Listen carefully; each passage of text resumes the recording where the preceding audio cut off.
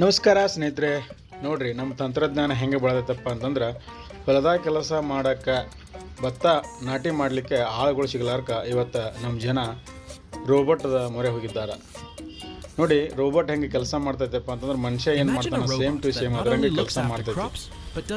ಗಜರಿ ಕಿತ್ತೋದು ಮತ್ತು ಅದು ತೊಗೊಂಡು ಬೇರೆ ಕಡೆ ಇಡೋದು, ಭತ್ತ ನಾಟಿ ಮಾಡೋದು, ಮೂಲಂಗಿ ಕಿತ್ತೋದು, ಅದೇ ರೀತಿಯಾಗಿ ಅದನ್ನು ಕಟ್ಕೊಂಡು ಒಂದು ಸ್ಥಳದಿಂದ ಇನ್ನೊಂದು ಸ್ಥಳಕ್ಕೆ ಇಡೋದು, ಯಾವ ರೀತಿಯಾಗಿ ಕೆಲಸ ಮಾಡ್ತೈತೆ ಅನ್ನೋದು ನಾವು ಇಲ್ಲೇ ನೋಡ್ಬೋದು. ಈಗಪ್ಪ ಅಂತಂದ್ರೆ ರೋಬೋಟ್ ಮನುಷ್ಯ ಏನು ಮಾಡ್ತಾನೆ ಎಲ್ಲ ಕೆಲಸ ತಾನೇ ಮಾಡ್ತೈತೆ ಅಂದ್ರೆ ಮನುಷ್ಯನಿಗೆ ಇನ್ನು ಅಷ್ಟೊಂದು ಬೆಲೆ ಸಿಗಲ್ಲ ಅಂತ ಅನಿಸುತ್ತೆ. ಅಂತಂದ್ರೆ ತಂತ್ರಜ್ಞಾನ ಭಾಳ ಫಾಸ್ಟಾಗಿ ಓಡಾಕತ್ತೆ ಅಂತ ತಿಳ್ಕೊಬೋದು. ಈ ತಂತ್ರಜ್ಞಾನ ಎಲ್ಲಿ ಫಾಸ್ಟಾಗಿ ಹೊಂಟೈತಪ್ಪ ಅಂತಂದ್ರೆ ಇದು ಚೀನಾ ದೇಶದಾಗ, ನಮ್ಮ ಡ್ರ್ಯಾಗನ್ ದೇಶ ಅಂತ ಕರೀತಾರಲ್ಲ, ಚೀನಾ ದೇಶದೊಳಗೆ ರೋಬೋಟ್ ಮುಖಾಂತರ ಈ ಅಗ್ರಿಕಲ್ಚರ್ ಕೆಲಸ ಮಾಡಕತ್ತಾರೆ.